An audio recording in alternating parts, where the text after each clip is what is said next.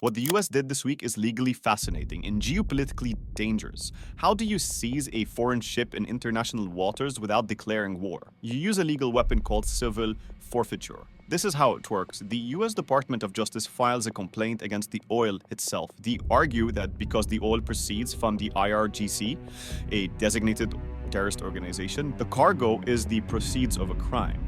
But here's the trick. To seize the ship, you have to prove it is stateless. Take the Marinara, seized in the North Atlantic. It was formerly known as the Bella 1.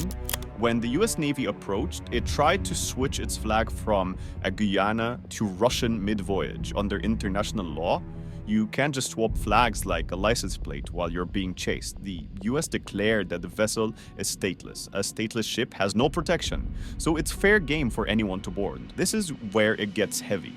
Russia didn't just file a complaint. Reports indicate that a Russian submarine was positioning itself to escort these tankers. We were minutes away from a kinetic standoff between the US Navy and the Russian Navy in the Atlantic. China calls this piracy, Russia calls it a violation of maritime sovereignty, and they both have a point. You see, if China started seizing US merchant ships because they carried goods China didn't like, we call it an act of war, but the US is betting that Tehran is too weak to fight back, and Beijing is too pragmatic to start World War III over a few tankers of cheap oil.